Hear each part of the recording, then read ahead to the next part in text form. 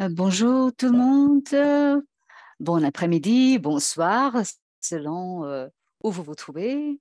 Tout d'abord, nous souhaitons vous remercier toutes nos invités à travers le monde. Et comme nous savons, aujourd'hui, le 26 avril, est plein d'événements. Donc, nous apprécions énormément votre participation.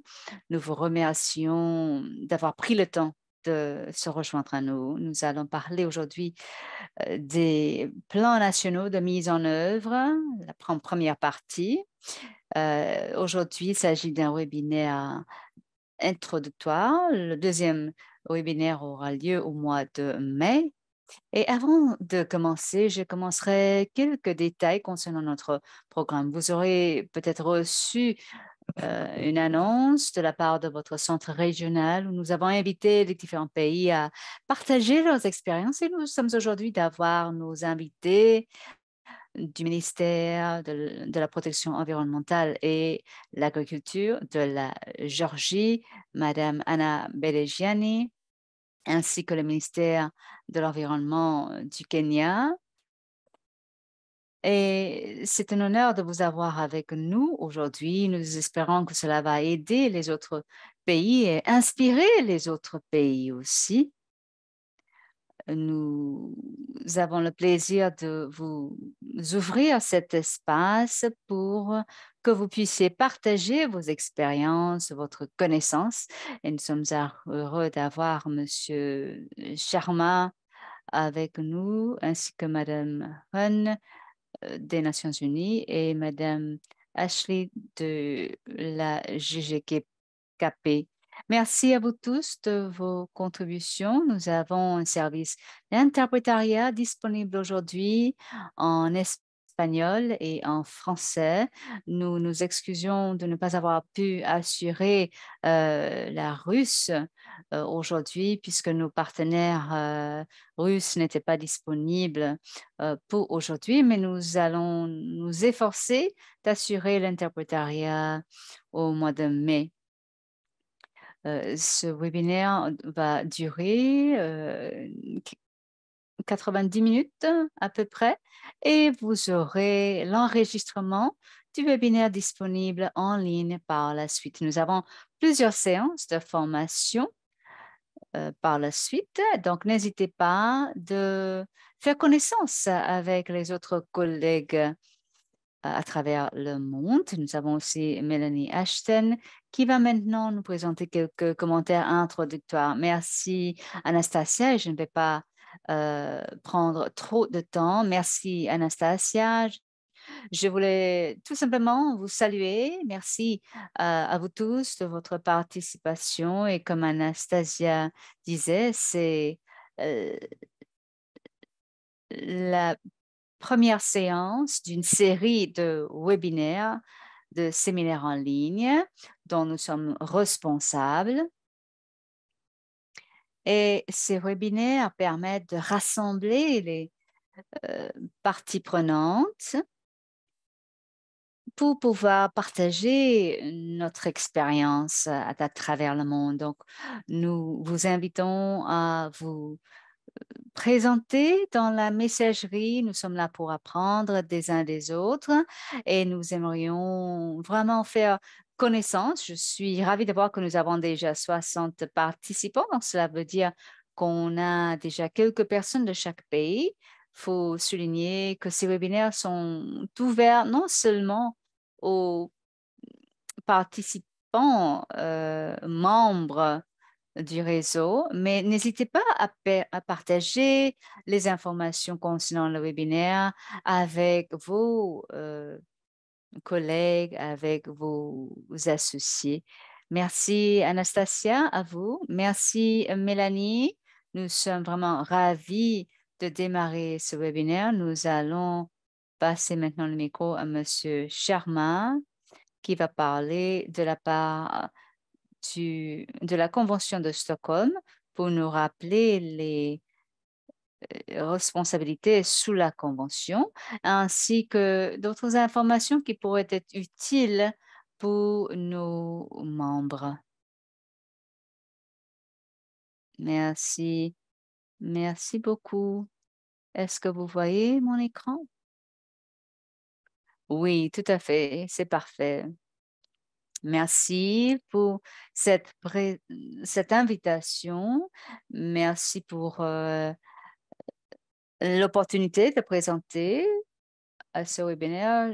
Je suis Suman Sharma. Je travaille au secrétariat pour la convention de Basel, Rotterdam et Stockholm. Je travaille notamment avec les parties signataires. Je travaille particulièrement sur la dissémination des informations et je suis aussi chargée du développement du programme d'assistance technique. Donc, en gros, c'est mon rôle au centre du secrétariat. Et puisque Mélanie et Anastasia m'ont demandé à parler davantage euh, du reporting concernant la convention. Donc, je vais passer en revue notamment les objectifs de la Convention de Stockholm pour protéger la santé humaine et la santé de l'environnement des polluants organiques persistants, des POP. Sous cette convention, il faut dire que les parties sont tenues à préparer un plan de mise en œuvre et de mettre en œuvre ce plan. Et si besoin est, ils peuvent mettre à jour ce plan de mise en œuvre s'ils reçoivent de nouveaux mandats, s'il y a de nouveaux polluants qui sont intégrés, ils doivent mettre à jour donc leurs plans nationaux et présenter la façon dont ils vont aborder les nouveaux engagements. L'article 7 traite donc des plans de mise en œuvre. Toute partie doit développer et mettre en œuvre un plan pour la mise en œuvre de ces obligations sous la Convention.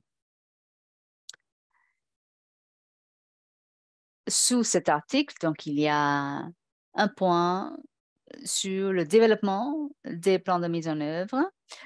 Le deuxième point, c'est que les parties doivent coopérer directement ou à travers des organisations subrégionaux, des organisations subrégionales, que ce soit au niveau mondial ou régional, et pour consulter les parties prenantes nationales, y compris les groupes qui sont impliqués, dans la santé des enfants, qui travaillent avec les femmes pour faciliter le développement, la mise en œuvre et la mise à jour de leur plan de mise en œuvre.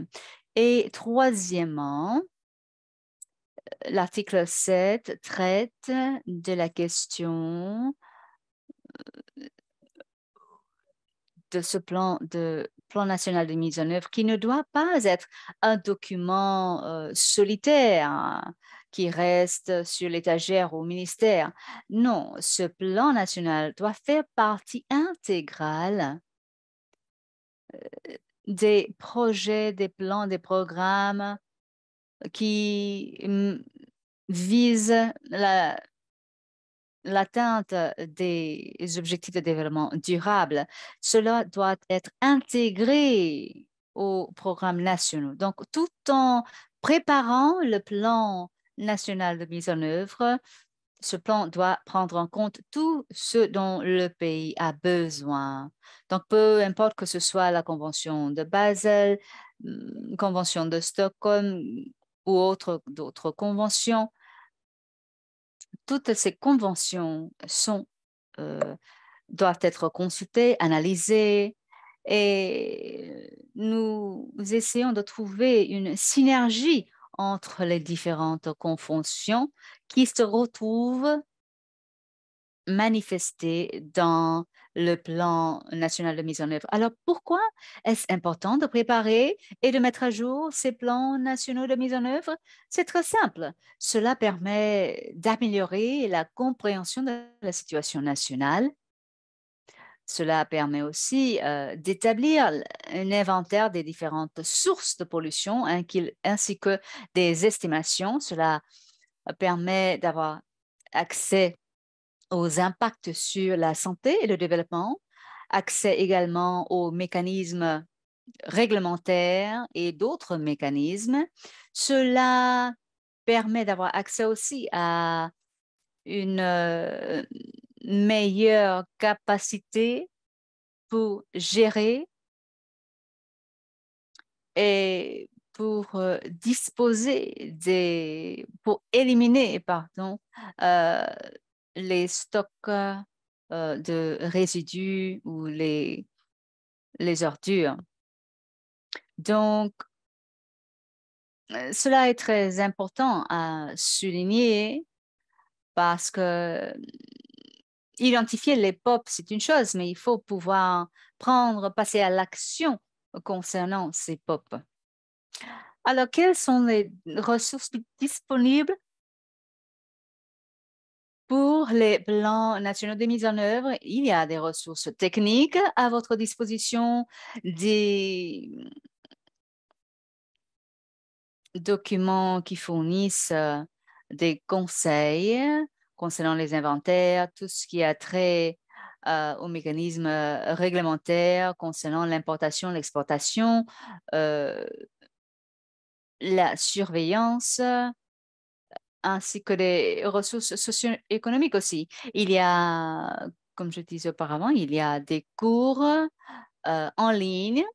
Il y a une base de données de transmission autour des plans de mise en œuvre, des plans nationaux de mise en œuvre. Et il y a aussi des ressources financières, notamment un mécanisme financier sous la Convention qui fournit des fonds, des financements aux partis pour qu'ils puissent développer et mettre à jour, ainsi que de mettre en œuvre leurs plans nationaux de mise en œuvre. Sous l'article 15, alors c'est un mandat très important, le reporting. Donc, il faut rendre compte euh, une fois tous les 4 ans et chaque partie doit rendre un rapport à la conférence des parties concernant les mesures qu'elle a prises pour mettre en œuvre les provisions de cette convention. Donc, cela demande aux parties de rendre compte de leurs actions et de mesurer leur succès en ce faisant. Les parties sont aussi invitées à indiquer la quantité des produits, la quantité des polluants et de donner une projection, une estimation raisonnable, de pouvoir lister aussi la source de ces produits, ainsi en cas d'exportation de ces produits, de nommer les pays vers lesquels ces produits sont exportés. Donc, cela constitue une liste dans l'annexe A et B. Maintenant, pourquoi est-ce important de rendre compte selon l'article 15? Il faut dire que fournir ces informations concernant les mesures prises par les parties pour mettre en œuvre la Convention peut aider les autres. Lorsqu'on voit comment le plan national de mise en œuvre a été effectivement mis en place par d'autres pays, d'autres parties signataires, cela permet d'encourager l'ensemble des signataires. Il faut dire aussi que ces rapports permettent d'évaluer l'efficacité des mesures prises en ligne avec les obligations de la Convention. Aussi, il y a un programme mondial de surveillance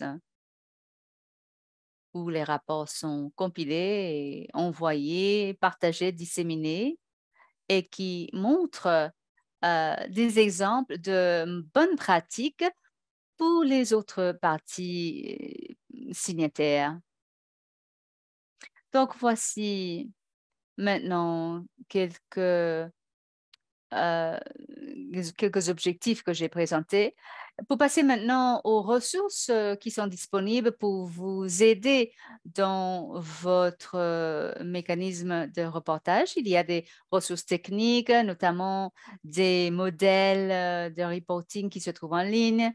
Il y a les noms d'utilisateurs, les mots de passe, euh, qui vous permettent d'accéder à la base de données qui contient tous ces rapports. C'est un site web qui est très interactif. Vous avez la possibilité de voir combien de pays ont rendu compte, ont rendu leur rapport.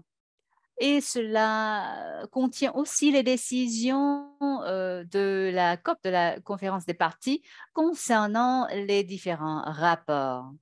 Donc, toutes ces ressources techniques vous sont disponibles en ligne à travers notre base de données. Puis, il y a aussi des ressources financières également disponibles, des ressources qui vous permettent de renforcer vos projets institutionnels. Vous pouvez avoir accès aux financements spéciaux. Il y a des fonds spéciaux aussi pour des projets d'apprentissage en ligne, par exemple. Et beaucoup de pays ont tiré bénéfice de ce programme spécial qui permet de renforcer le programme national. Donc, voilà globalement ma présentation.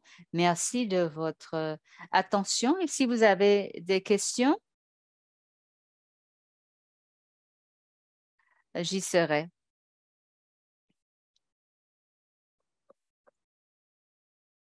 Merci beaucoup. Cela a été très utile pour nous rafraîchir la mémoire.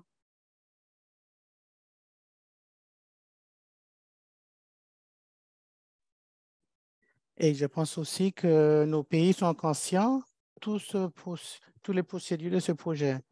Donc, nous passons maintenant et nous souhaitons partager aussi les résultats et aussi afin d'évaluer tout le travail de chacun des pays. Et je vais maintenant partager mon écran.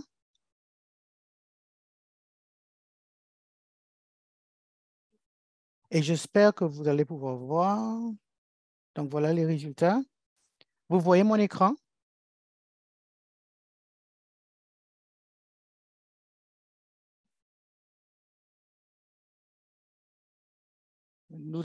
On va partager maintenant les résultats de cette enquête.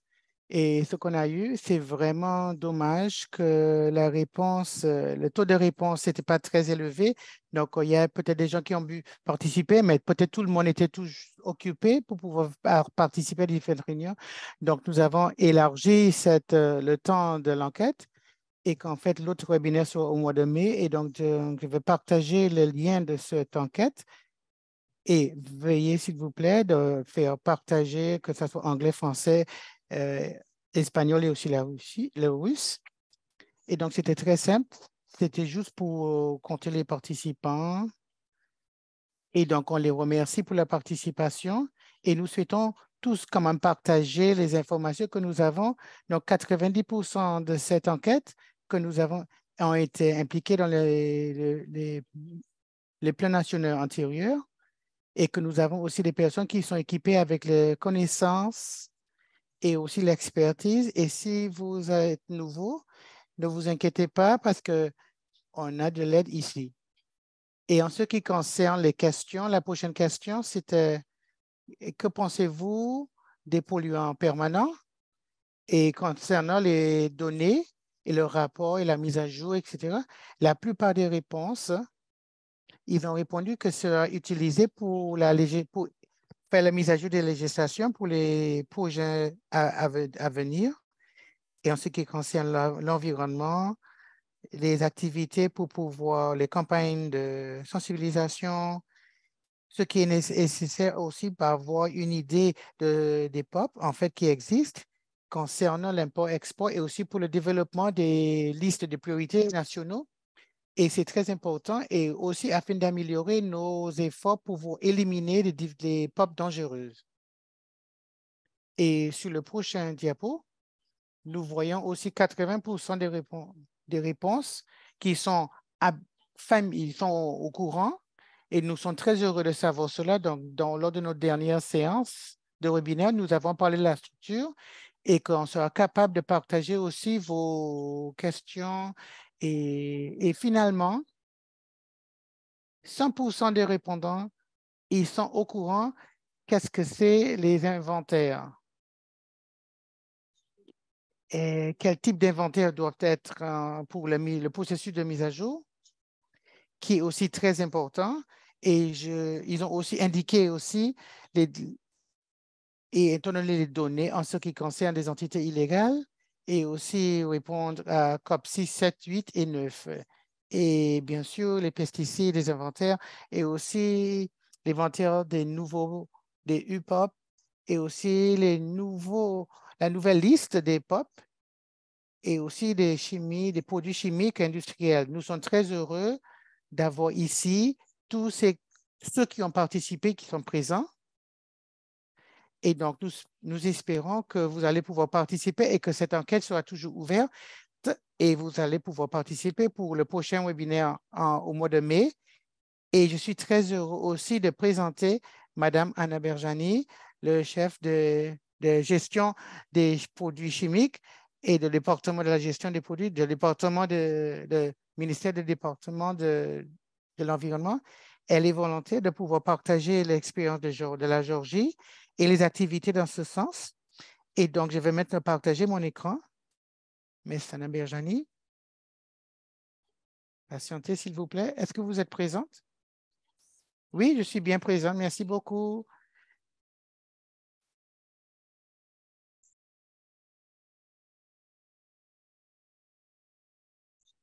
Donc, voilà, on est là. Donc, devrais-je déjà montrer la présentation? Vous pouvez le partager sur l'écran? Oui, oui, je pense que je peux. C'est bon, je peux le voir. Je vois aussi que je le partage aussi. C'est bien cela. Vous avez maintenant la parole. Merci beaucoup.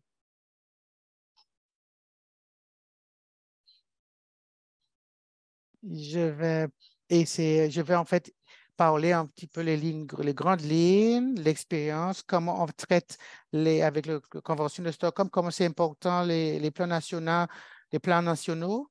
Et je vais commencer avec une petite introduction de la Géorgie, parce qu'avec la Convention en 2006, on a participé. Et notre premier NIP, passons maintenant au prochain diapo.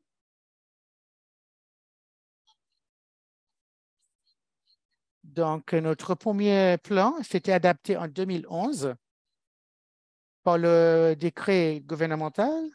Et selon notre premier plan, c'est les pesticides, les lieux de priorité. En fait, les inventaires des stocks obsolètes, les PCB et aussi les furans et les dioxines. Notre plus grande priorité, c'était les pesticides qui ont été stockés. C'est un pays qui traite un héritage de POP, des polluants. Et donc, il y avait aussi une opération spéciale à la Géorgie. Et il y avait à peu près 2700 tonnes de ce produit, de polluants. Et après ont été abandonnés sans être surveillés. Et donc, c'était une menace à la santé et aussi à l'environnement.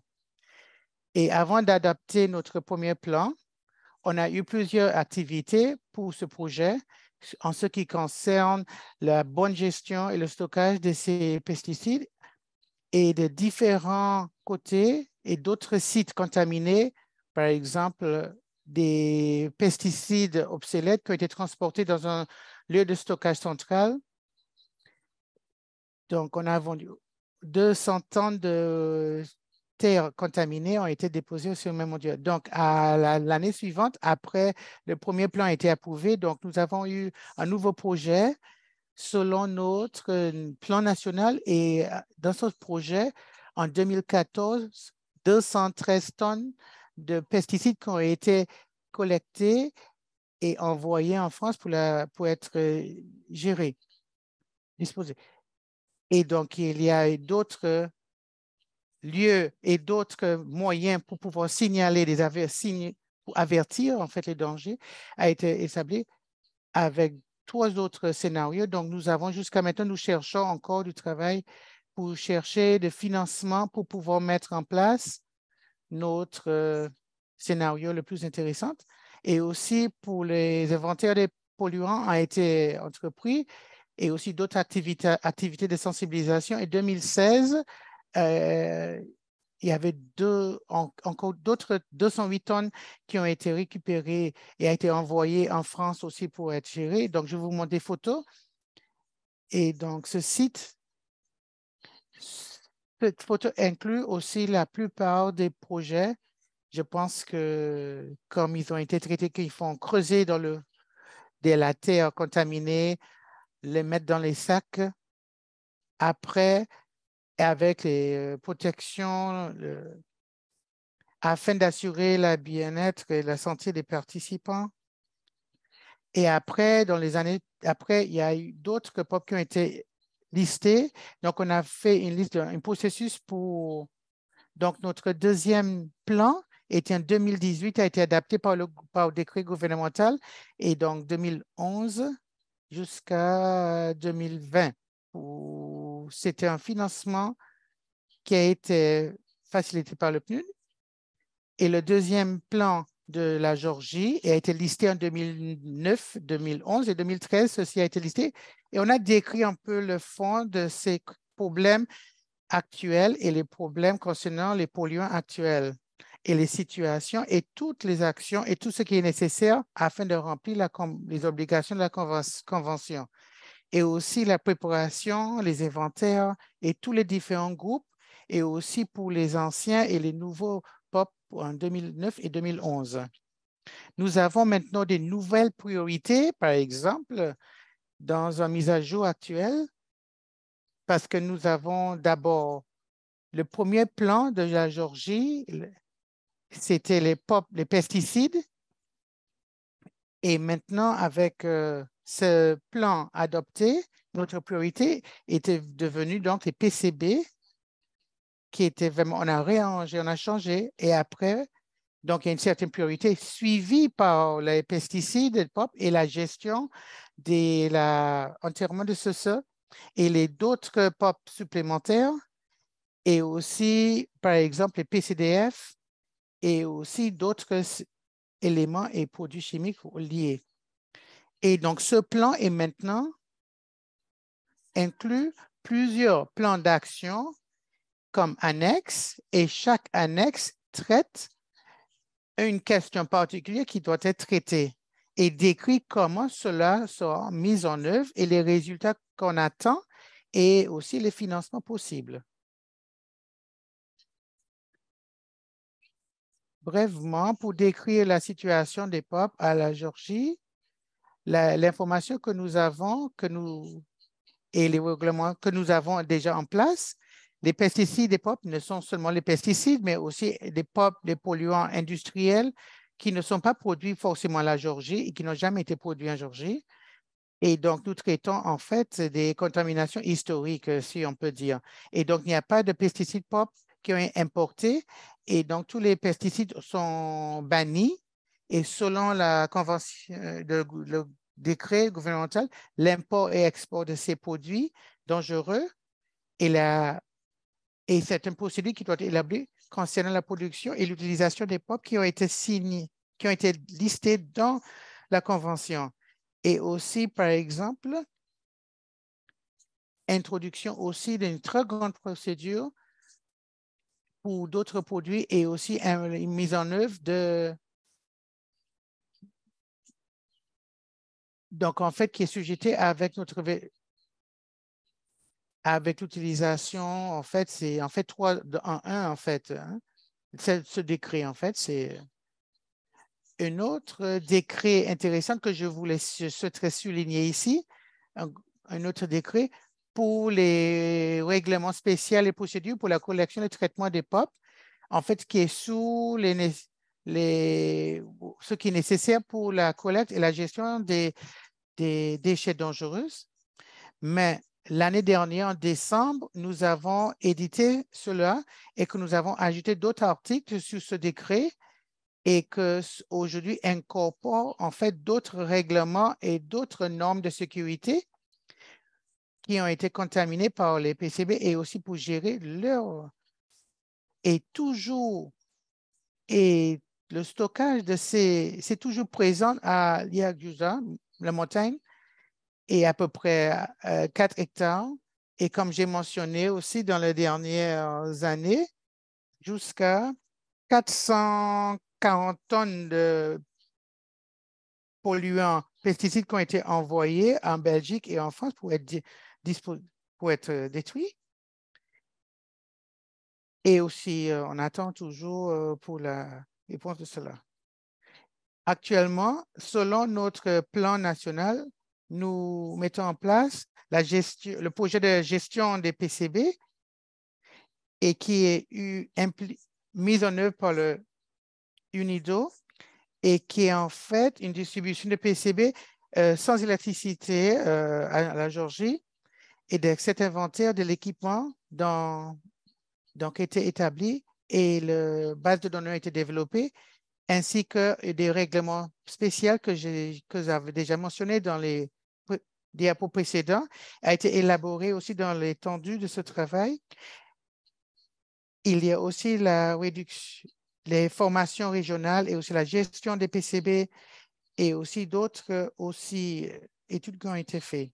Maintenant, on doit gérer les activités planifiées et que nous espérons sélectionner la technologie et la décontamination des différents contenants et aussi la détection par exemple, des PCB très élevés, de ne pas pour la décontamination, en fait, les exporter et aussi d'avoir d'autres campagnes de sensibilisation et d'autres réunions. Et je pourrais dire pour la difficulté que nous avons eue,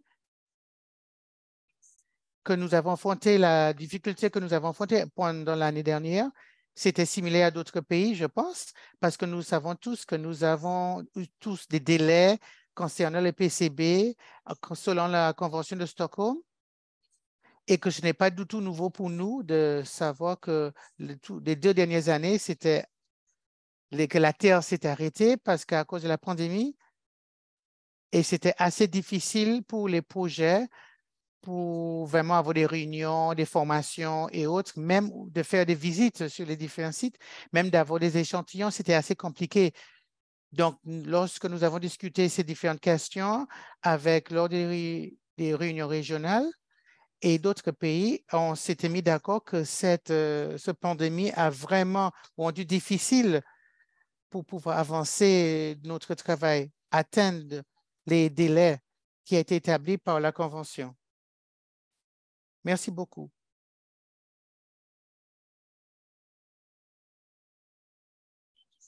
Merci beaucoup à Anna Berjani. Donc, nous avons aujourd'hui que c'est très difficile et que la plupart, donc on apprécie aussi d'autres, étant donné les difficultés que nous avons.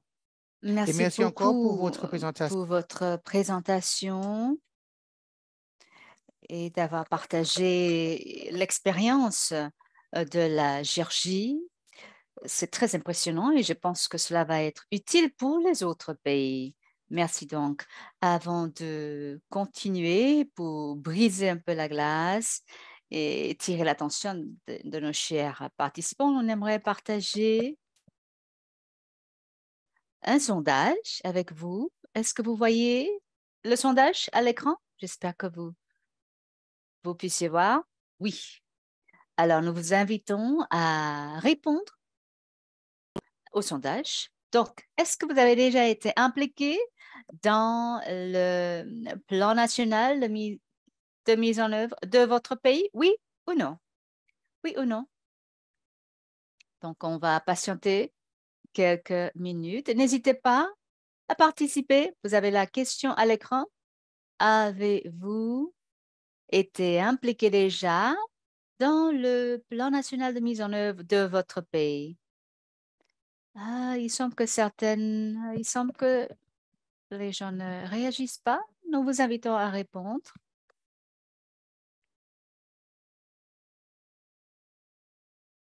Donc, voyons les résultats. Est-ce que vous voyez les résultats à l'écran? Donc, 72% ont dit oui.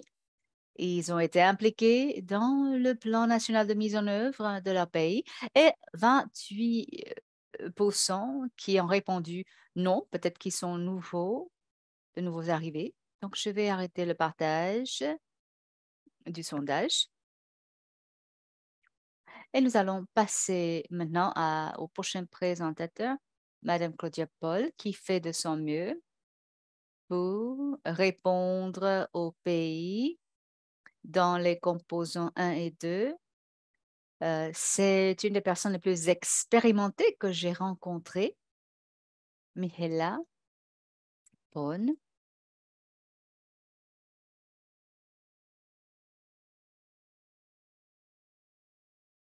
Désolée, j'espère que vous voyez mon écran. Oui, ça va bien. Merci beaucoup à vous tous de votre présence. C'est impressionnant de voir le montant, le nombre de participants que vous avez en ligne. Alors, remercie aussi à nos collègues de la GGKP pour organiser ce webinaire malgré les différents fuseaux horaires et d'autres défis que vous avez nécessairement rencontrés pour préparer cet événement. Donc, sans plus attendre, je vais passer à la première partie de ma présentation. Je suis ici pour introduire les éléments de base qui font partie du plan national de mise en œuvre. Tout d'abord, il est important de comprendre les rôles principaux du plan national de mise en œuvre. Donc, d'un côté, j'ai l'expérience nationale, mais aussi une expérience au niveau international en travaillant avec différents pays. Donc, j'ai inclus ici euh, certains rôles principaux. Ce n'est pas une liste exhaustive, mais je suis curieuse de voir si de votre côté, vous pouvez identifier d'autres rôles du NIP que vous avez peut-être expérimenté sur le terrain. Mais nous avons vu de la part de la présentation d'Anna Beregiani de la Géorgie que le plan national de mise en œuvre est un document stratégique qui dirige, qui guide la mise en œuvre de la Convention au niveau national. Donc, nous avons vu dans sa présentation que le fait d'avoir ce plan, d'avoir identifié ses priorités, par exemple, dans l'exemple de l'élimination des PCB, ils ont priorisé euh, cette action dans le plan national. Donc, c'est un des rôles et à la fois une des bénéfices d'avoir un tel plan stratégique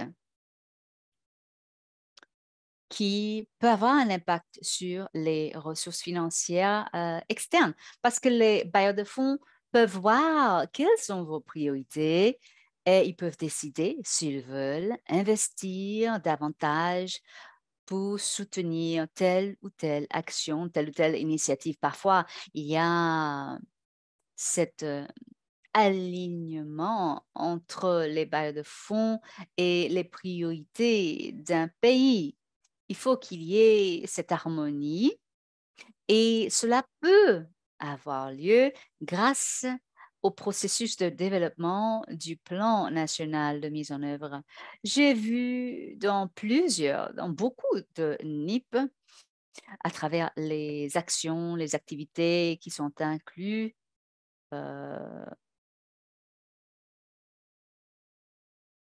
les questions liées à la Convention de Stockholm sont importantes et sont aussi intégrées dans d'autres plans nationaux. Par exemple, lorsqu'il s'agit du sujet de l'agriculture du pays. Donc, ce plan doit intégrer les différentes manifestations et ce document est très important pour assurer aussi une base pour l'allocation nationale budgétaire. Sinon, vous n'allez pas recevoir un budget national pour financer les activités du plan.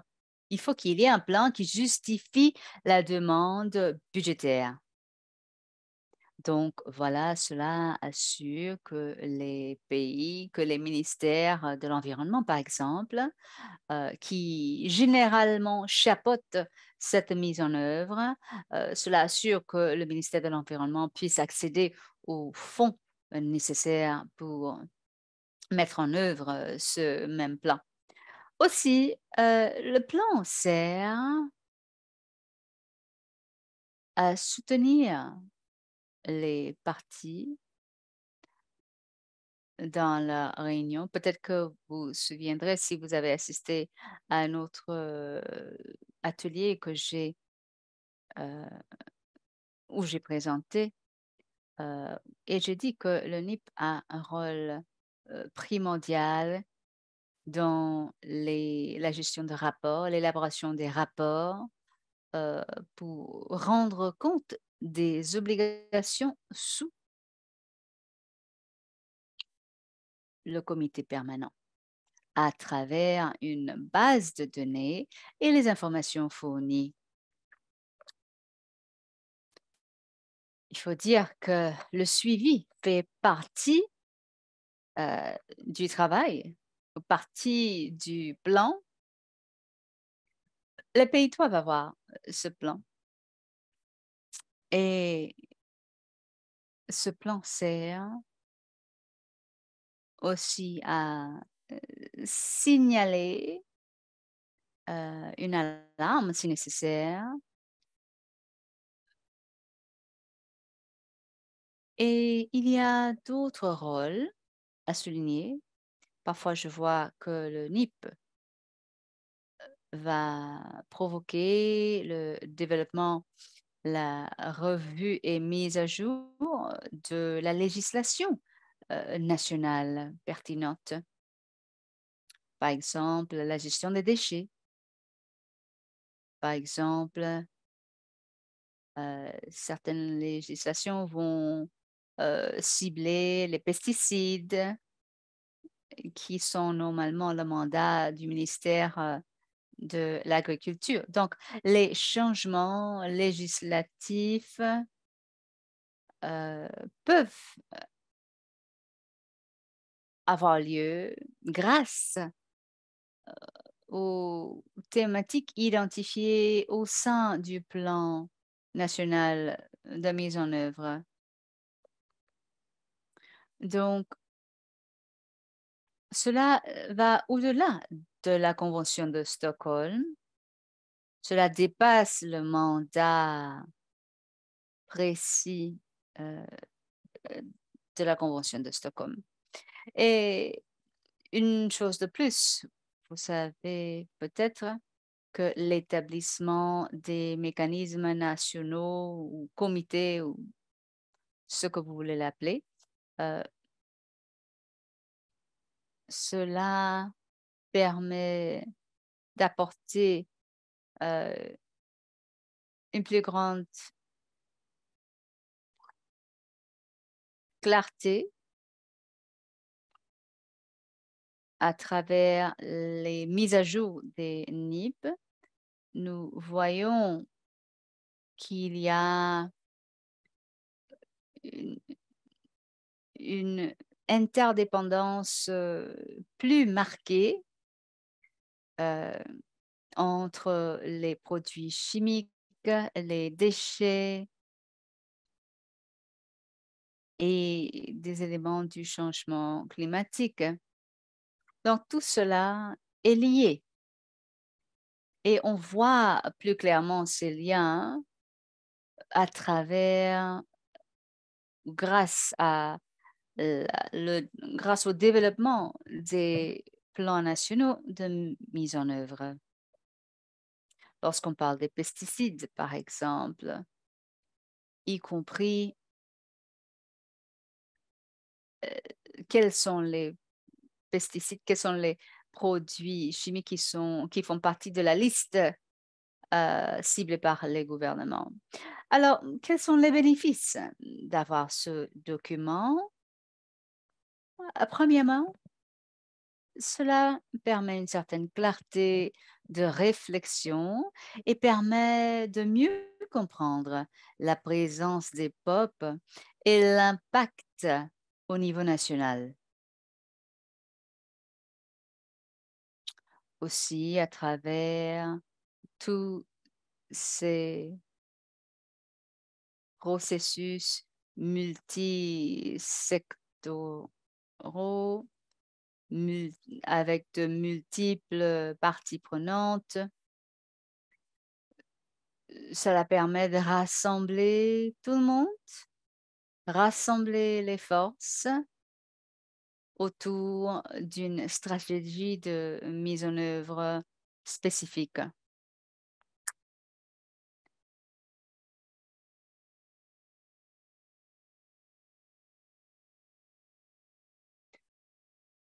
Un autre bénéfice, c'est que si ce plan est bien élaboré, bien présenté, bien disséminé, lorsque vous arriverez à l'étape de la mise en œuvre, vous auriez déjà noué euh, d'excellents rapports avec les différentes parties prenantes qui va vous permettre de mettre en œuvre plus facilement ce même plan parce que vous avez déjà conquis l'audience, pour ainsi dire. Vous avez conquis grâce à l'implication des différents acteurs dans le processus de développement du NIP.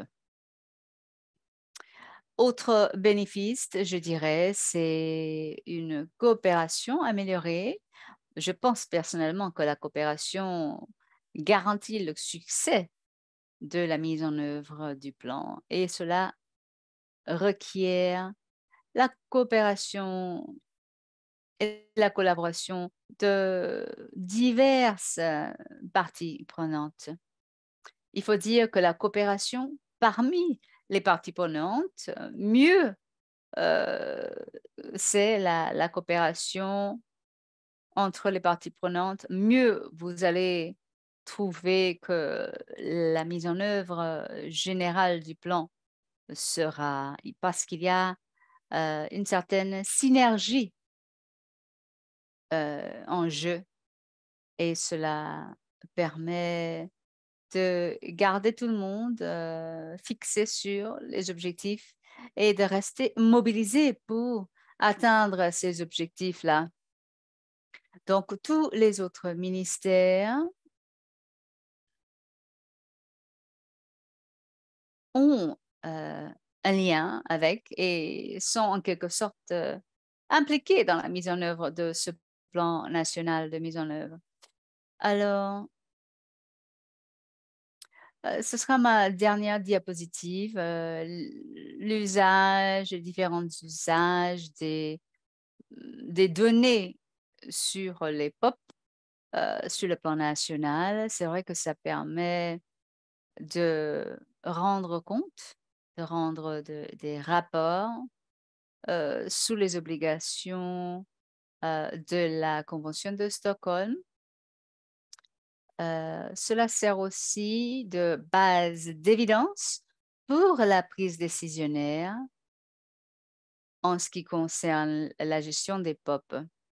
En ce qui concerne la protection de l'environnement et les politiques sectorielles, les plans, les programmes, cela permet d'intégrer la protection environnementale au niveau national. Aussi, nous voyons que ces informations sont intéressantes pour discuter et attirer des barrières de fonds externes et internes.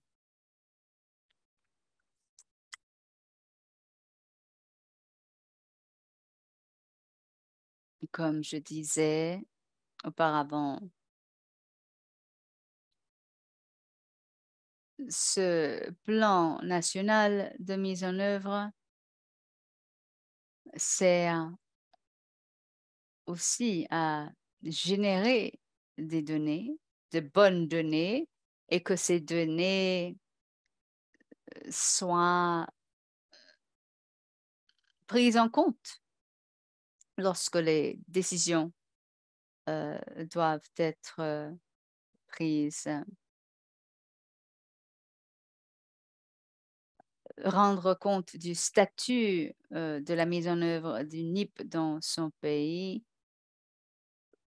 est aussi important lorsqu'il s'agit d'informer le public, parce que le public fait partie de la solution, non seulement du problème lorsqu'on parle des déchets, des POP et de l'élimination de ces déchets. Les données issues du POP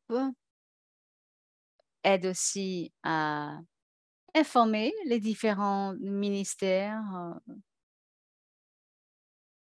gouvernementaux ainsi que les agences, l'industrie et les ONG. Cela permet aussi de renforcer le monitoring, le suivi au plan national concernant la recherche et le développement des POP. Merci beaucoup, Mihaela, de ce panorama. Je sais que nous avons les matériaux. Donc, peut-être que nous pouvons passer maintenant à une séance questions et réponses. Nous vous invitons à envoyer vos questions dans la messagerie. Nous sommes là pour vous répondre. Nous avons plusieurs intervenants à votre disposition pour répondre. Donc, nous sommes prêts pour vos questions. Jusque-là, nous avons... Est-ce qu'il y a quelque chose dans la messagerie? On essaie de briser la glace. Nous avons posé quelques questions déjà. Peut-être que vous allez prendre le temps de répondre au sondage. Nous allons poser une question aux intervenants. N'oubliez pas donc le temps. Il nous reste 35 minutes. Donc, nous allons probablement poser la question, quelle est la différence entre NIP mise à jour et NIP original? Certains pays ont déjà procédé à la mise à jour de leur NIP. Et donc, nous voulons savoir quels sont les composants clés d'un NIP classique par rapport à une mise à jour du NIP. OK. Si vous voulez, moi, je peux répondre. Oui, allez-y, si ça vous convient. Donc, je pense qu'il y a des similarités, mais aussi des différences. Lorsque vous faites votre mise à jour NIP, vous devez mettre l'accent sur deux points principaux. Premièrement, mettre à jour les informations qui ont été incluses dans la version précédente. Mais le deuxième aspect, c'est aussi de compiler les nouvelles informations concernant la liste des nouveaux POP que vous voulez inclure.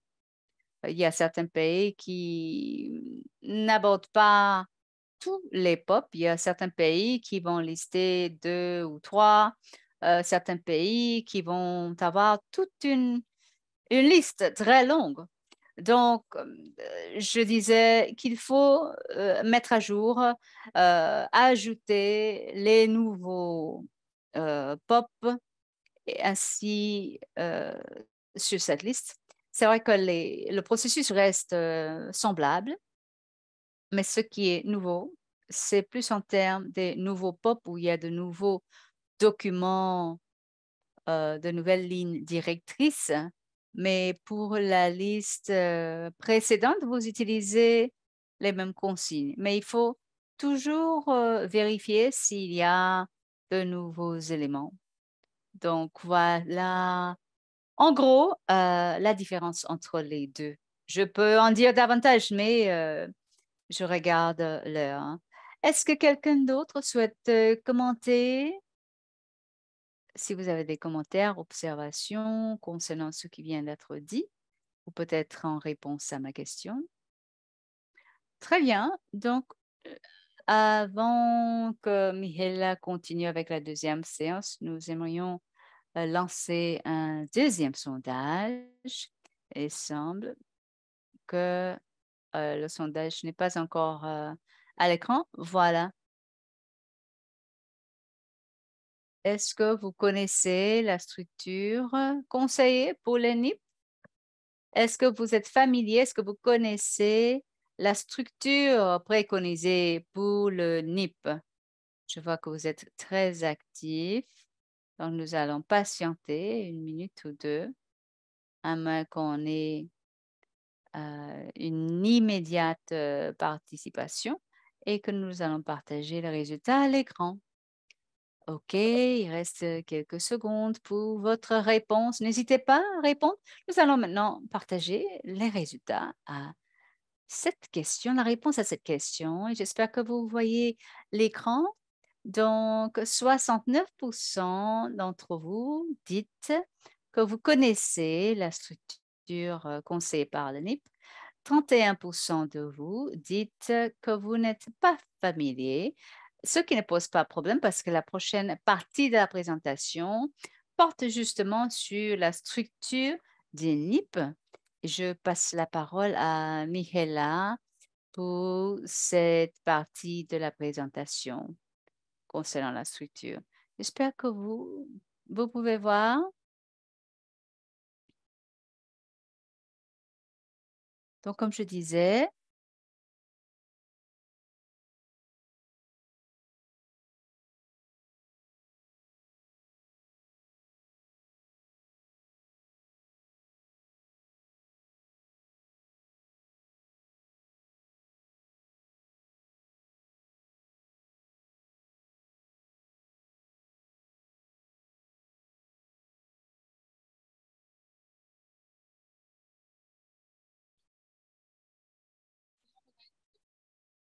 Donc, je pense que vous avez, en ce qui concerne le plan national, et dans ce document, il y a aussi un annexe des éléments recommandés pour le plan. Et en fait, c'est en fait une étendue de documents de guidance. Donc, je vais présenter en fait la structure du plan national. Donc, vous voyez sur ces diapos, il y a 3 chapitres. Donc, introduction, qui est chapitre 1. Donc, la base pour le pays. Et aussi, et le chapitre 3, c'est dédié à la stratégie et le plan d'action, les éléments nationaux. Donc, pour donner quelques détails, donc peut-être que vous allez vous poser qu'est-ce qu'on va mettre dans chaque partie. Donc, la partie de l'introduction, ça concerne plutôt, c'est pour décrire brièvement quel est le but de cette mise à jour. On peut dire que je suis telle ou telle mise à jour et que j'ai inclus aussi les nouvelles informations dans ce groupe concernant les POP.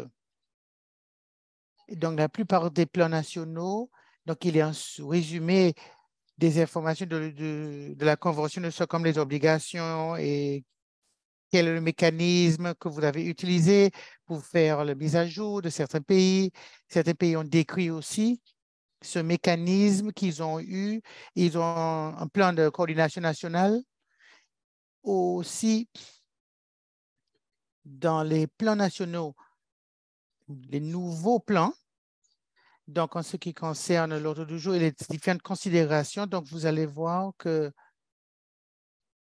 ceci devient en fait obligatoire pour les plans et comment on doit considérer en fait non seulement avec le processus de mise à jour, mais aussi le plan et les plans d'action. Peut-être que dans le cas d'une certaines actions, un affect a un effet sur le genre des différents groupes, par exemple, des groupes de vulnérables, des enfants et autres.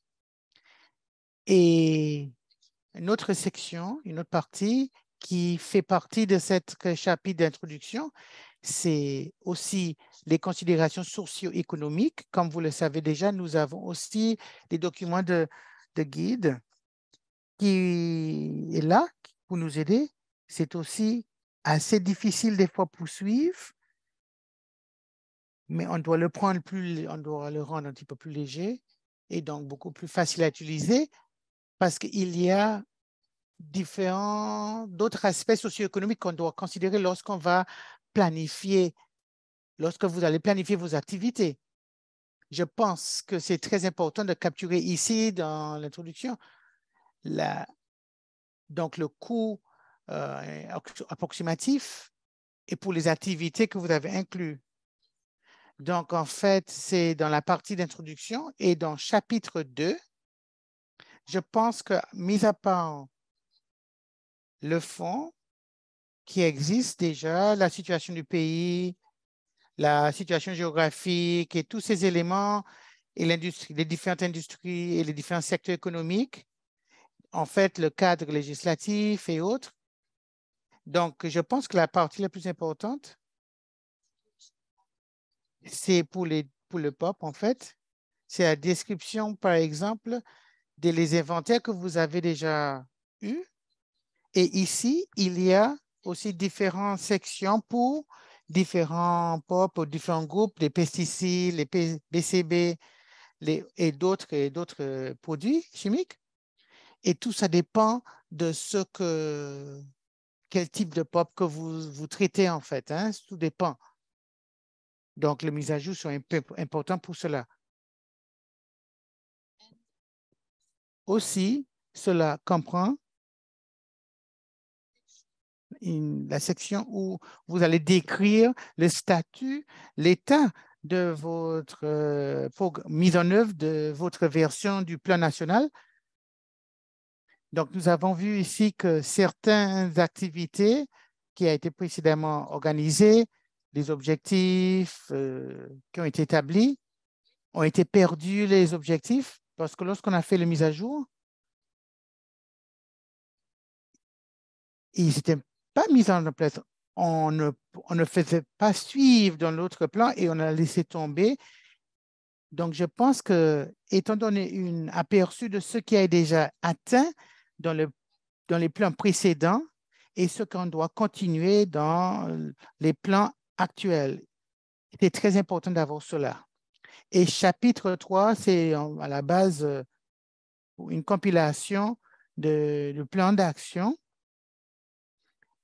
et aussi une énoncé politique où que les gouvernements prennent en charge et aussi une stratégie de mise en œuvre. Donc, vous avez un plan d'action, comment vous allez par la suite avancer vers mettre cela en pratique, en action.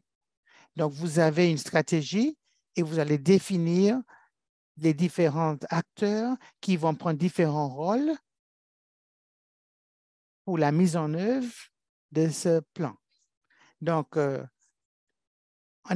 la base, en fait, c'est la structure. Ce n'est pas du tout compliqué.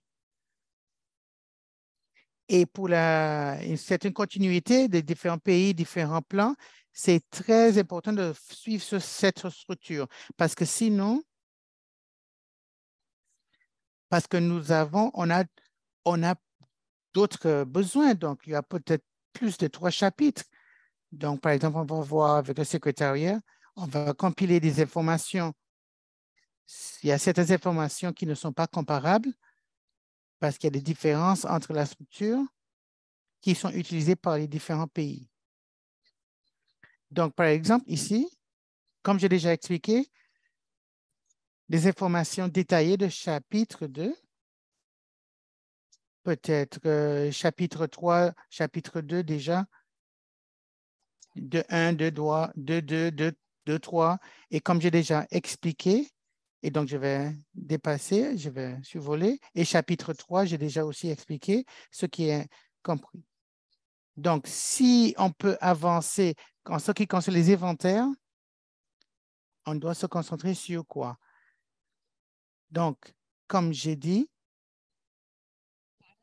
c'est la liste actuelle des différents inventaires qui existent par les différents partenaires et tout dépend de la décision du pays, combien, par exemple, on a par exemple les POP ils vont se focaliser sur certains, 2 ou 3 POPs, d'autres vont se concentrer sur tout dans leur plan, certains 2 ou 3. Donc, ceci,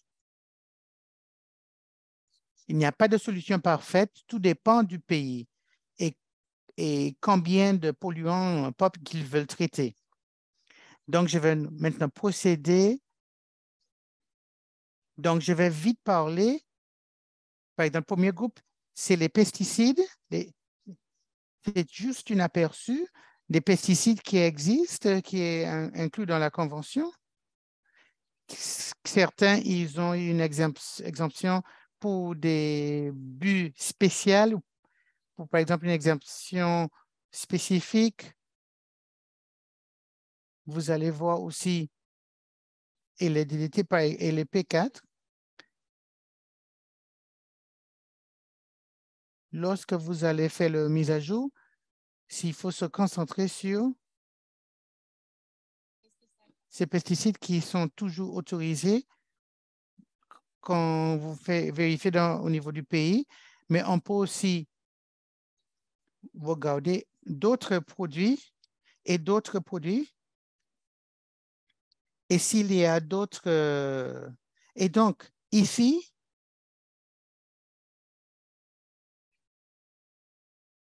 vous allez voir, en fait, c'est un peu répétitif ce que vous voyez ici. Donc, il y a beaucoup de valeurs ici que vous allez voir l'objectif de l'inventaire et quel est le but de ces inventaires et sur quoi il faut se concentrer et aussi la durée de vie de ces produits chimiques et aussi en ce qui concerne le stockage au niveau de différents pays et aussi évaluer aussi le cadre législatif et légal pour la gestion de ces différents produits, identifier aussi les fossés. Lorsque vous allez regarder, peut-être que vous ne trouvez pas toutes les informations nécessaires et c'est en fait un trou, et donc il y a un manque, donc il faut chercher ça et le combler pour la prochaine fois. Il faut identifier aussi que vous utilisez un de ces produits et chercher des alternatives pour les différents acteurs qui utilisent aussi d'autres produits qui remplacent et déterminer aussi s'il faut une exemption.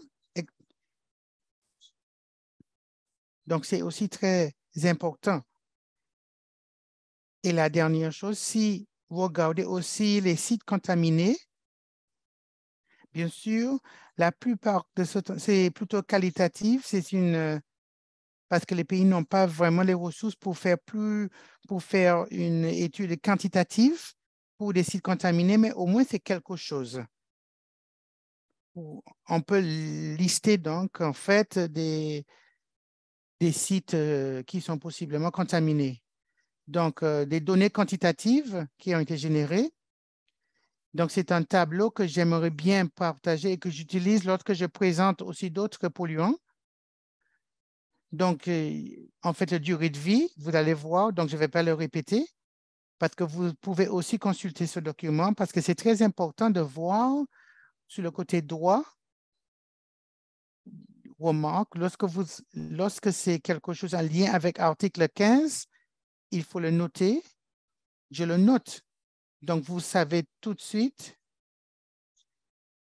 comme par exemple pour la production, pour l'export ou bien pour le stockage, ce sont pertinents pour la préparation de mon rapport concernant l'article 15.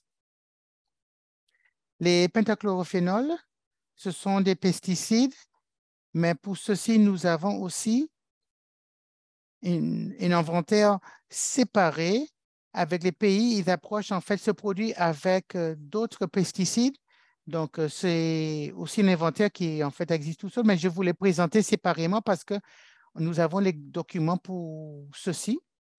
Donc, c'est listé dans Annexe A avec une exemption spécifique pour la production et l'utilisation dans certains pôles et pour les pylônes d'électricité qui soutiennent l'électricité, le transport de l'électricité. Et donc, ils utilisent ce produit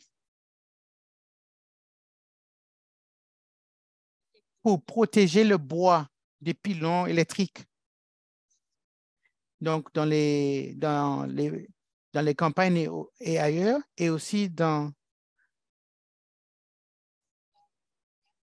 on fait pour empêcher les détruits, par exemple, des lettres. Donc, aussi pour empêcher la prolifération des champignons, ce produit utilisé. Donc, faire toujours attention dans la convention parce que maintenant, pas, parce que pas, tout- pas tous les pentachlorophénols sont, donc, qui sont maintenant couverts par la convention et ceci sera répété pour d'autres groupes de produits que vous allez utiliser lors de notre présentation. Et encore une fois, vous avez un aperçu qui sont nos objectifs et les similitudes qui existent.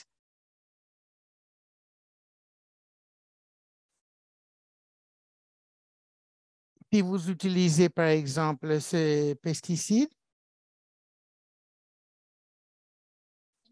avec exemption et aussi de se concentrer sur vos... Si vous utilisez toujours et de regarder, et le reste est toujours le même, je ne vais pas le répéter. Donc, les données quantitatives, c'est similaire, mais ici, de souligner, si je peux, par exemple, lorsque cela concerne l'import et l'export, on parle par exemple, des produits et que d'autres produits. Nous parlons aussi, par exemple, le bois traité, le PCP, en fait, qui est dans le bois traité, qui est pour l'import et l'export et aussi pour les pylônes, la construction et aussi les déchets qui contiennent ce produit aussi, qui sont importés pour, je ne sais pas, pour quelle que soit l'utilisation ou le but. Comme vous voyez ici, ces produits existent, mais on doit traiter ils sont traités dans dans les différents articles. Et comme je vois les liens avec l'article 15 dans le rapport. Donc, si nous regardons aussi les PCB, donc c'est listé sur annexe A et C. Nous avons 2 délais, 2025 pour enlever tous les PCB et tout l'équipement d'utilisation et terminer l'élimination des PCB. Et les objectifs, c'est la similarité qui existe avec d'autres groupes, mais je pense ici, pour le PCB, on doit se concentrer et on doit se concentrer pour les applications ouvertes ou bien fermées. Et on n'a pas pu faire beaucoup de choses au niveau mondial, hein, parce que nous affrontons toujours le problème avec les applications fermées. Il y a une coupure de son.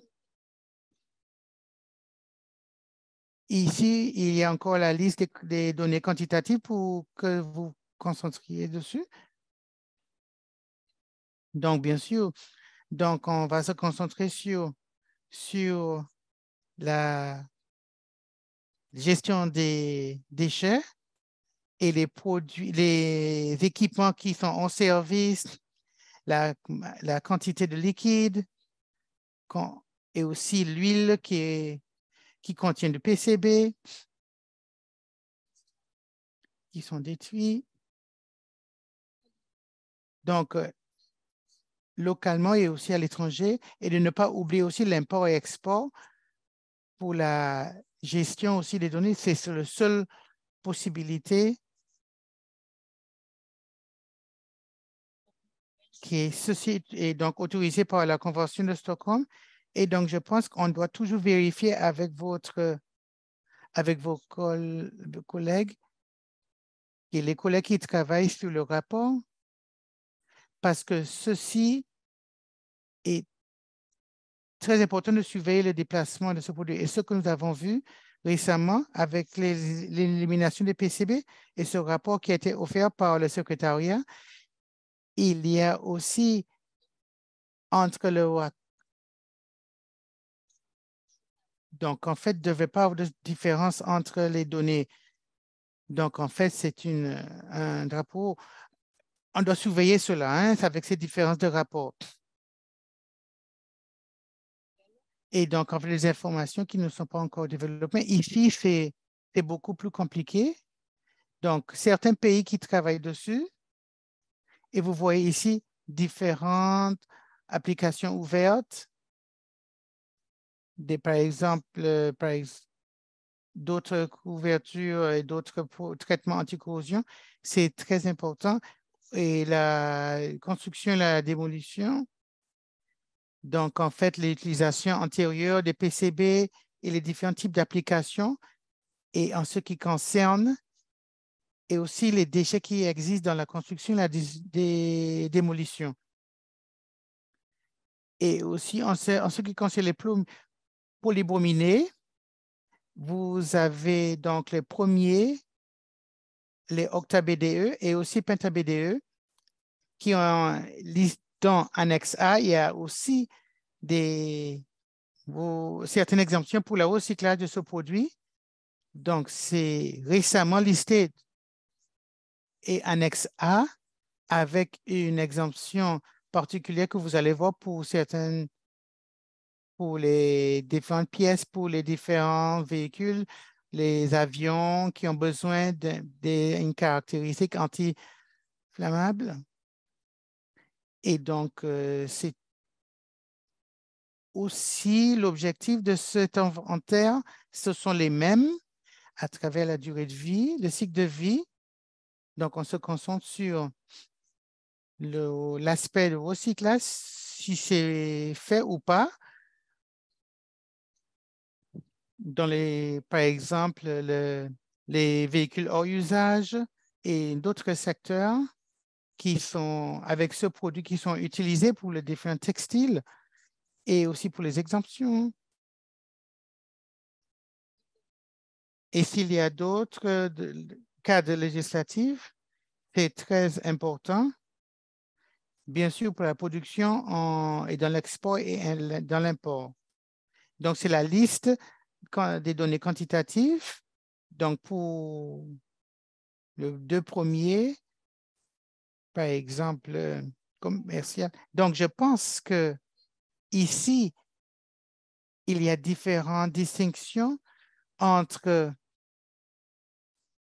les différents produits qui sont importés et qui sont importés dans différents articles ou d'autres produits, par exemple, électriques ou électroniques, pour qu'on puisse se concentrer dessus.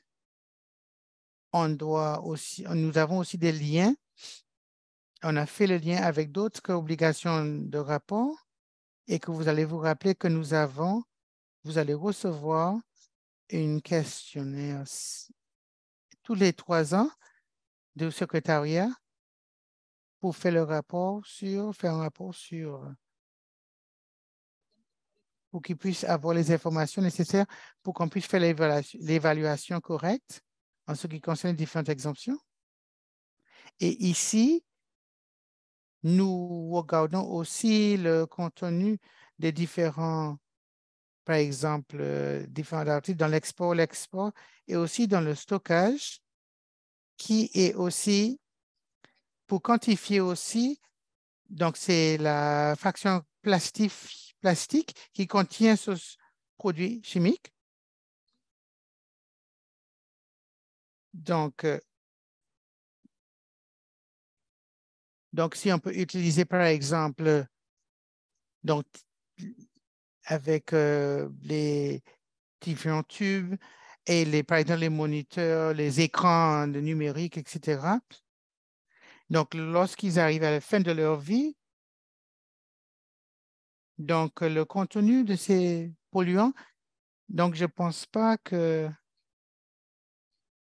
Mais le volume est important qui doivent être traités ou gérés. Et donc, ceci continue pour d'autres. Et comme j'ai dit, c'est très important à voir s'il y a d'autres recyclages pour ces produits et au niveau du pays et de voir s'il y a un nouveau produit et la gestion de ces différents matériels.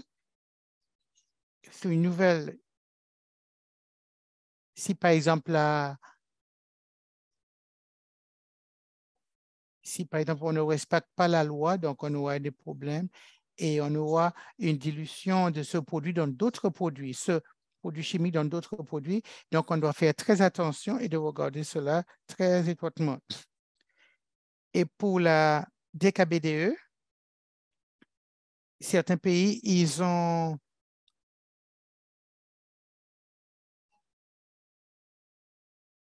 parce qu'il y a aussi beaucoup d'aspects et leur présence et ce qui concerne l'électricité. Et par exemple, pour les voitures et d'autres sources, on peut trouver ce produit. Et ici, c'est la même chose. Je ne vais pas répéter parce que vous allez voir hein, sur le tableau. Pour la fonction polymérique, pour la fin de vie, pour les VHU, les véhicules hors usage, lorsque cela concerne, par exemple, les aspects, les composants électroniques, c'est très important parce que ceux-ci doivent être gérés. En ce qui concerne les HBCD, les hexabromycines chlordécaine, donc je sais qu'il me manque un peu le temps. Donc, Anastasia, faites-moi savoir si je dois continuer. Merci beaucoup d'avoir soulevé sa question parce que nous regardons l'heure, parce que nous sommes très conscients que d'autres personnes nous ont dit qu'ils doivent aussi d'autres webinaires aujourd'hui. Donc, c'est vraiment une 3 parties. Donc, on se met d'accord pour pouvoir faire une pause pour qu'on allait sur la présentation de Kenya. Est-ce que c'est bon avec vous? Vous êtes d'accord? C'est tout à fait bien avec moi. Je suis tout à fait d'accord parce que c'est vraiment une très longue liste et qu'on ne peut pas raccourcir la liste. On doit simplement dire qu'on peut continuer sur la deuxième partie du webinaire. Donc, merci beaucoup, Anastasia. C'est à vous maintenant. Merci beaucoup, Michaela. Étant donné qu'on doit être conscient de l'heure, et M. Sayos, il nous a laissé, malheureusement, il a dû partir à assister à une autre réunion, mais je peux voir son message, mais son collègue Francis peut présenter au lieu de lui, et je pense qu'il est actuellement présent, et il est présent, j'espère qu'il est présent, afin qu'il puisse présenter. Voilà, c'est bon, il est là.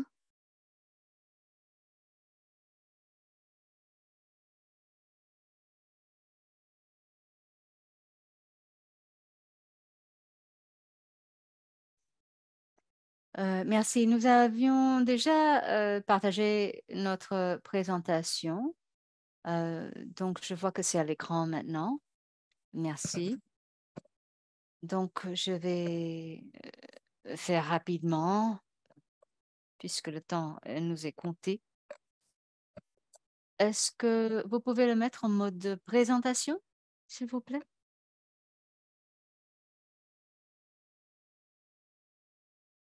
Merci.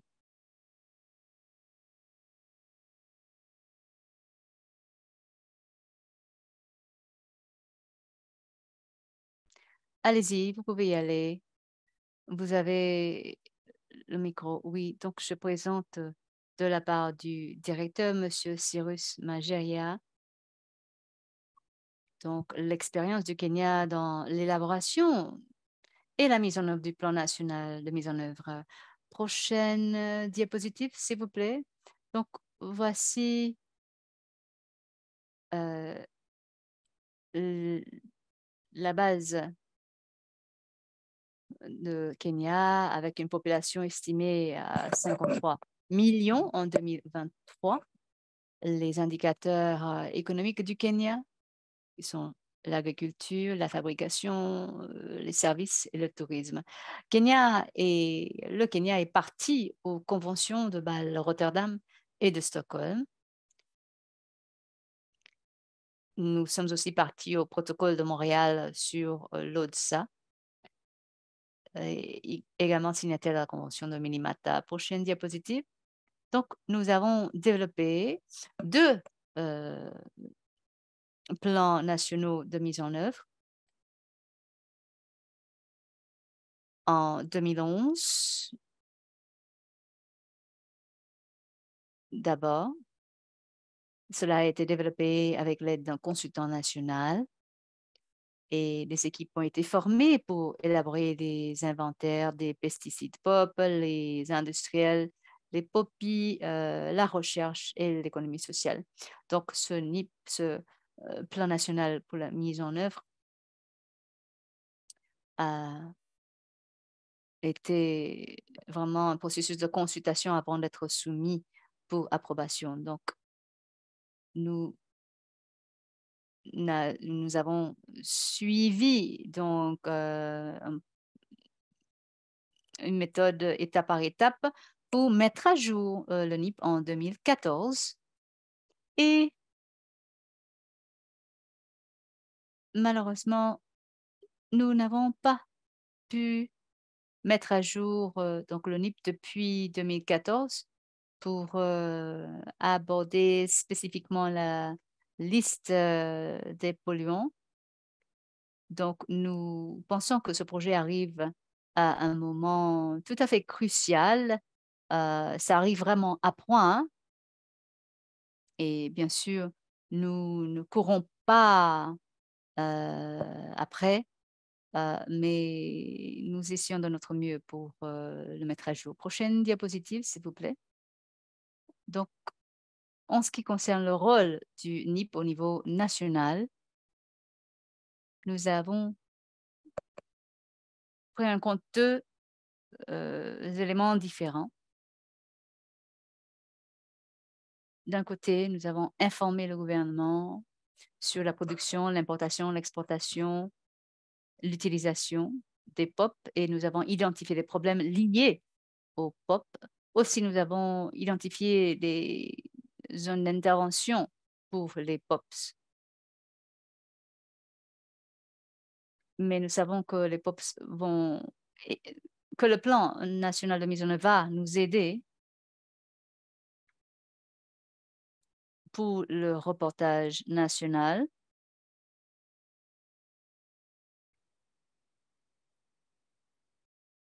Prochaine diapo.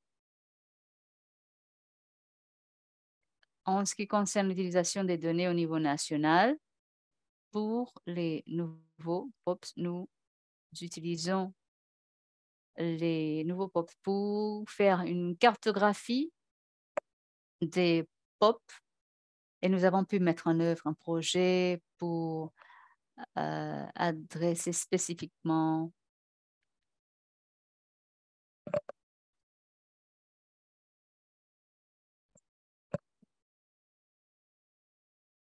les POPI. Donc, nous promouvons l'utilisation, l'intégration des technologies dans la gestion pour mettre en œuvre les meilleures pratiques environnementales. Et nous avons donc pu faire notre contribution à la compilation internationale des plans nationaux. L'utilisation des données compilées permet aussi de déterminer les émissions et les évacuations.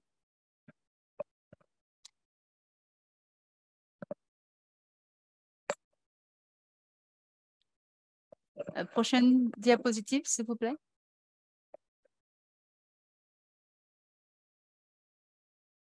Oui, donc en développant les NIP, nous employons aussi une partie de l'équipe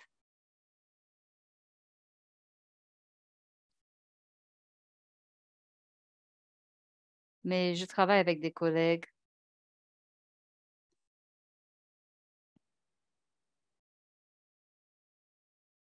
et ils ont utilisé les conseils qui ont été développés par le PNU et cela a énormément facilité donc le développement d'une boîte à outils. Je sais que nous n'avons pas beaucoup de temps, donc je passe rapidement. Donc, par rapport aux défis concernant la qualité du NIP, du plan national de mise en œuvre, nous avons pu mener une formation des consultants au sujet des lignes directrices.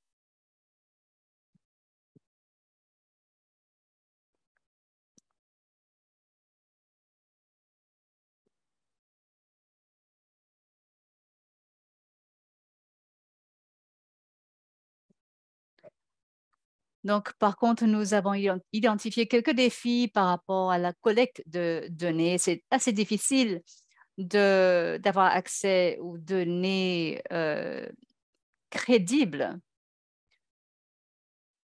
Je vous remercie de votre attention. C'est vrai que j'ai passé très, très rapidement en revue parce que je suis consciente du temps qui nous est accordé. Merci beaucoup aux représentants du Kenya.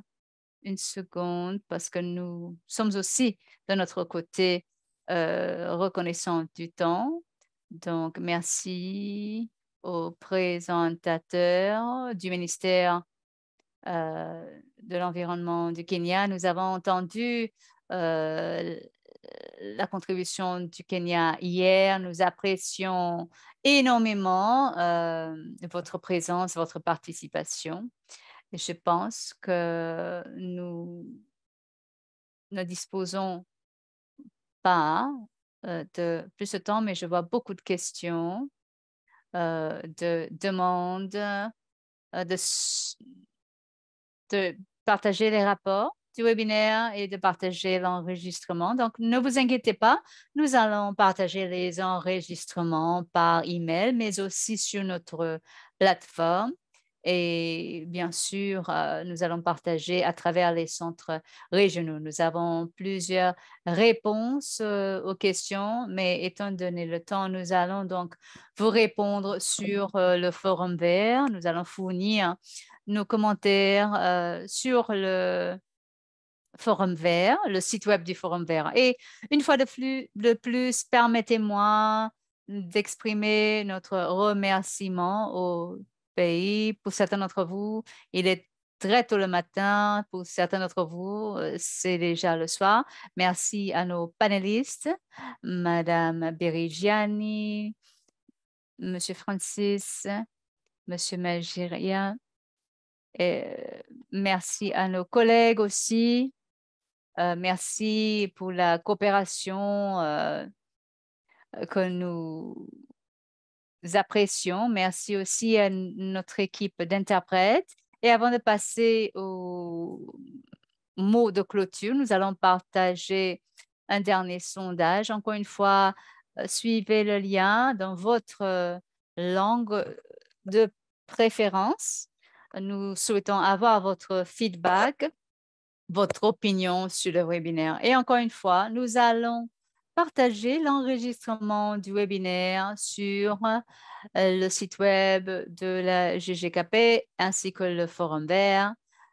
Donc, vous allez recevoir aussi nos présentations du PNU cette semaine pour que vous puissiez revenir, regarder de nouveau la présentation. Un dernier mot. J'ai entendu que M. Schumann a dû partir pour une autre réunion et il a exprimé ses meilleurs vœux à nous tous. Donc, peut-être Mihaela, Mélanie, Anna Berigiani. Donc, vraiment très rapidement de ma part, juste pour dire merci. Merci aussi à Mihaela d'avoir préparé ce matériel, de nous avoir permis de couvrir une grande partie. Comme il a dit, c'est une très longue liste de produits chimiques. Donc, merci de votre souplesse en coupant court à votre présentation. Mais lors de la deuxième séance du webinaire, nous allons très certainement revenir vers vous. Donc, ne vous inquiétez pas.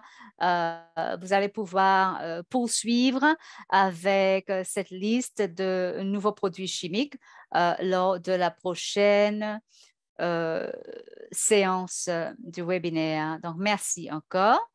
C'est tout de mon côté. Merci Anastasia de votre excellente coordination. Merci à la Géorgie, le Kenya d'avoir présenté, partagé vos expériences aussi. Merci beaucoup. Et nous laissons un dernier mot à la Géorgie et le Kenya pour dire au revoir. OK, très bien. Merci beaucoup. Merci à vous tous de votre présence. Merci pour le temps que vous avez investi. C'est très apprécié pour annoncer très rapidement lors des réunions COP. Nous aurons un clinique sur le plan national de mise en œuvre, donc pendant quelques jours. Donc, nous pouvons répondre. Nous allons répondre à toutes vos questions. Donc, n'hésitez pas, si vous avez des questions à poser, n'hésitez pas. Nous sommes là pour vous répondre, pour vous aider. Et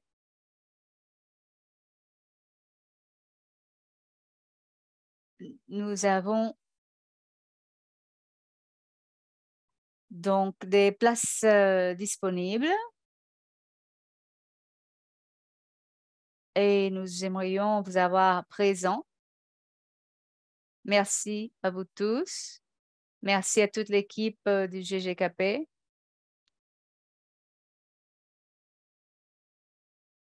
Nous attendons votre présence lors de la prochaine séance. Merci. Et un dernier mot de la Géorgie. Je ne veux pas parler trop vite pour faciliter les interprètes. Merci d'avoir organisé ce webinaire. Merci aux organisateurs. Merci à Mihaela du soutien qu'elle nous fournit tout le temps. Merci à tous les participants.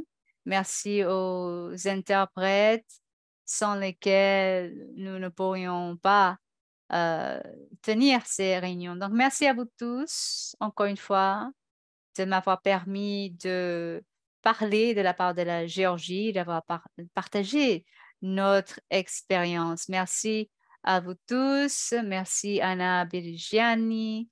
Nous allons maintenant clôturer cette séance et merci de votre participation. Nous vous verrons au mois de mai. Au revoir. À la prochaine, à la semaine prochaine en fait. Merci. Au revoir. Au revoir. Merci à vous tous.